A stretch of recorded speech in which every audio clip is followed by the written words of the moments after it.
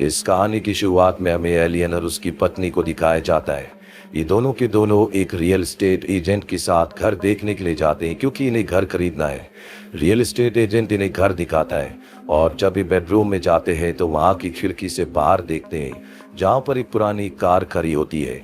Real estate agent कहता है कि तुम जब इस घर को खरीद दोगे तो मैं इस कार को हटवा दूंगा। ये घर बहुत बड़ा होता है और एलियन और उसकी पत्नी को छोटा घर चाहिए, इसीलिए वो इसमें ज़्यादा इंटरेस्टेड नहीं होते। और जब भी रियल एस्टेट एजेंट देख लेता है तो कहता है कि इस घर में एक खास बात है जो मैं तुम दोनों को दिखाना चाहता हूँ। ये कहकर वो इन दोनों को नीचे बेसमेंट में ले आता है जहाँ पर एक बहुत गहरा गड्ढा होता है जो एक टनल की तरह होता है। रियल एस्टेट एजेंट कहता है कि तुम मेरे साथ इसके अंदर आओ। वो उसके अंदर चला जाता है। एलियन भी उसके अंदर चला जाता है लेकिन उसकी पत्नी नहीं आती। एलियन एक बार बाहर आता है जिसके बाद वो अपनी पत्नी से कहता है कि तुम भी अंदर आओ और अब ये सब के सब अंदर चले जाते हैं। जिसके बाद रियल एस्टेट एजेंट कहता है कि ऊपर से ढक्कन बंद कर दो तभी तुम्हें इसका कमाल पता चलेगा।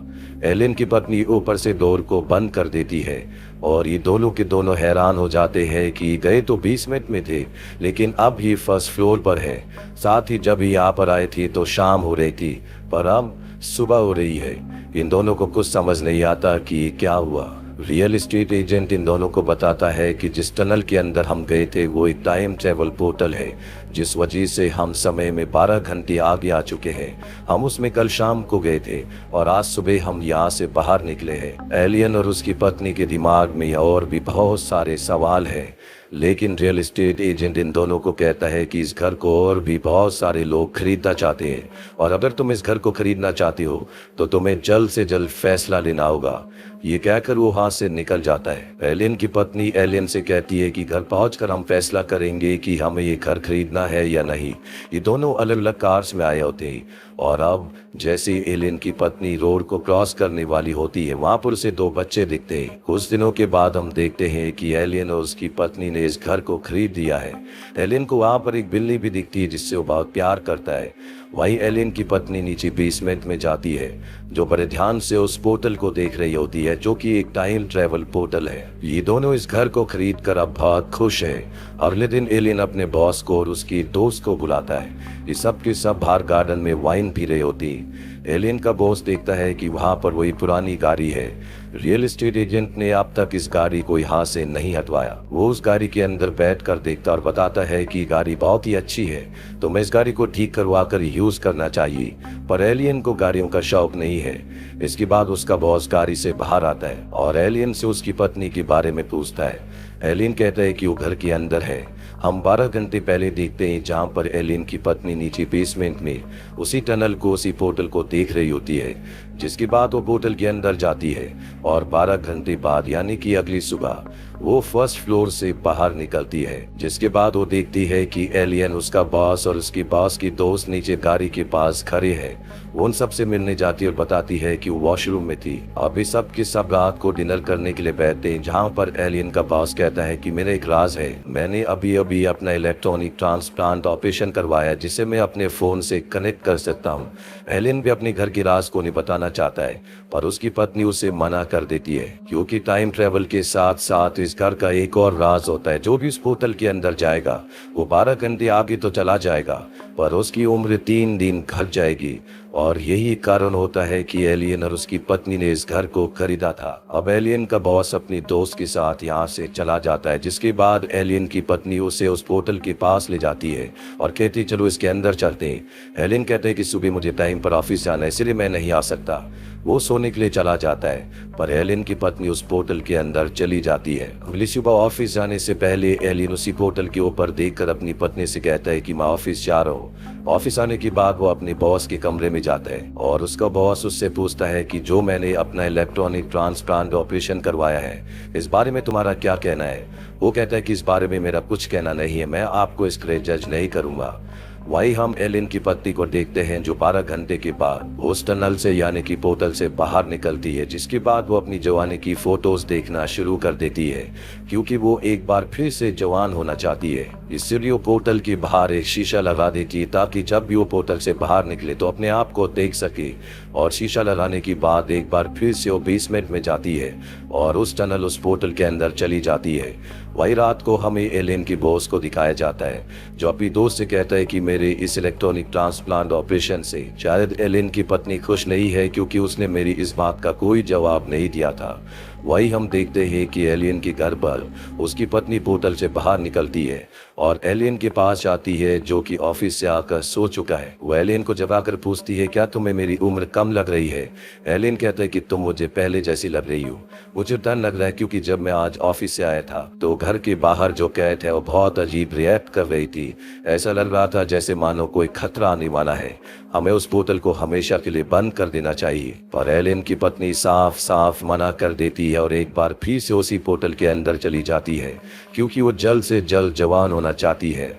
वही अगली सुबह दिखाया जाता है कि एलियन और उसका बॉस शूटिंग के लिए जाते हैं, जहाँ पर एलियन का बॉस जब गन चलाता है तो उसे एक झटका लगता है और वो गिर जाता है। जिसके बाद वो बाहर आता है और एलियन से कहते हैं कि मुझे जापान जाना पड़ेगा, क्योंकि ट्रांसप्लांट का ऑपरेशन मैंने वहीं से कराया था। शायद गन के झटके की वजह से मेरे ट्रांसप्लांट में कोई प्रॉब्लम आ गई है। वो जाने से पहले अपने घर की चाबी एलियन को दे देता है और कहता है कि चाबियां मेरी दोस्त को दे देना, अगर उसे किसी चीज की जरूरत होगी तो मेरे घर चली जाएगी।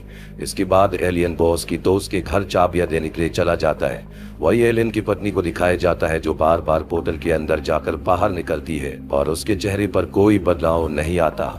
इसीलिए उसे पोर्टल पर शक होना शुरू हो जाता है। वो किचन में जाकर एक सड़ा हुआ सेब लाती है और सेब लेकर वो उसी पोर्टल के अंदर जाती है और 12 घंटों के बाद बाहर निकलती है और अब रात हो चुकी है। वो एलियन के पास जाती है, जो ऑफिस से आकर सो गया होता है। वो एलियन को जगाती है और कहती कि देखो, मैं इस सेब को जब अंदर लेकर गई थी तो ये सड़ा हुआ था और अब ये पूरी तरह से फ्रेश है, यानी कि पोर्टल सच में काम करता है।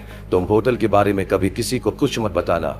हम दोनों उस पोर्टल के अंदर बार बार जाकर हमेशा के लिए इस दुनिया में रह सकते हैं, हम अमर हो जाएंगे। पर एलियन को इस बात पर कोई इंटरेस्ट नहीं होता। वो कहते हैं कि मुझे बहुत सारे काम है। ये कहकर वो अपनी पत्नी के हाथ से सेब लेकर जैसे उसे खाता है तो उसके अंदर से कीड़े निकलते ही, जो देखकर उसे अपनी पत्नी यानी कि मैरी की बहुत चिंता होना शुरू हो जाती है। उसे लगता है कि मैरी का शरीर भी इसी तरह से अंदर से खराब ना हो जाए। अगले दिन एलियन अपनी पत्नी को डॉक्टर के पास ले जाता और डॉक्टर से बहुत अजीब सवाल पूछता है। वो कहता है कि ऐसा हो सकता है किसी इंसान के शरीर में कीड़े हो। डॉक्टर उसकी बात का कोई जवाब नहीं दे पाता और अब एलियन अपनी पत्नी के साथ घर वापस आ जाता है, लेकिन उसे अब अपनी पत्नी मैरी की बहुत चिंता है। उसे लगता है कि शायद वो बाहर से तो जवान हो रही है, लेकिन अंदर से वो बूढ़ी हो रही है, क्योंकि टाइम ट्रेवल करके वो 12 घंटे आगे जाती है, जिसका मतलब ये है कि वो समय में आगे बढ़ रही है। पर मैरी उसकी बात पर विश्वास नहीं करती। वो कहती है कि तुम मेरे शरीर को काट कर देख लो कि मेरे शरीर के अंदर खून है या कीड़े। मैं जवान होना चाहती हूँ ताकि मैं अपने मॉडल बनने के सपने को पूरा कर सकूं। ये कहकर वो एक बार फिर से 20 मिनट में उसी पोर्टल के अंदर चली जाती है। एलियन को उसकी बॉस का कॉल आता और कहता है कि आज मेरी दोस्त का बर्थडे है, तुम मेरी तरफ से उसे कोई गिफ्ट दे देना। दरअसल अब उसका ट्रांसप्लांट का ऑपरेशन पूरी तरह से सक्सेसफुल हो चुका है और तभी एक शॉर्ट सर्किट होता है, जिससे डॉक्टर और उसकी असिस्टेंट दोनों की दोनों डर जाती। दूसरी तरफ एलियन उसी रियल एस्टेट एजेंट के पास जाता है जिससे उसने घर खरीदा था। वो उससे पूछता है क्या बार बार पोर्टल के अंदर जाने से किसी के दिमाग पर असर पड़ सकता है। रियल एस्टेट एजेंट कहता है कि तुम्हें अगर ऐसा लगता है तो तुम उस पोर्टल को हमेशा के लिए बंद कर दो। एलियन यहाँ से अपने बॉस की दोस्त के पास जाता है, पर इससे पहले कि वो उसे गिफ्ट देता, वो देखता है कि वो किसी और लड़के के साथ है, इसीलिए वहां से लौट जाता है। लेकिन अब वो अपने घर में अपनी पत्नी से कभी नहीं मिलता, क्योंकि वो ज्यादातर पोर्टल के अंदर ही रहती है ताकि जल्द से जल्द जवान हो सके। और अब एलियन तय कर लेता है कि वो पोर्टल को हमेशा के लिए बंद कर देगा, और जब वो ऐसा करवा रहा होता है तभी उसकी पत्नी उसे रोक लेती है, क्योंकि वो इस पोर्टल को बंद नहीं करवाना चाहती। और अब एलियन का बॉस भी वापस आ जाता है और एक दिन जब वो गाड़ी चला रहा होता है तो उसका जो ट्रांसप्लांट होता है उसमें शॉर्ट सर्किट हो जाता है, जिससे उसकी गाड़ी का एक्सीडेंट हो जाता है। इसमें उसकी मृत्यु हो जाती है और अब कई महीने बीत चुके हैं। एलियन की पत्नी मैरी को दिखाया जाता है, जो बार बार पोर्टल में जाने की वजह से अब जवान हो चुकी है। उसकी उम्र अब 20 साल की हो चुकी है। वो मॉडलिंग भी करती है और एक दिन मॉडलिंग के दौरान जब एक आदमी उससे फ्लर्ट करता है, वो बात उसे बिल्कुल अच्छी नहीं लगती और वो मॉडलिंग छोड़ देती है।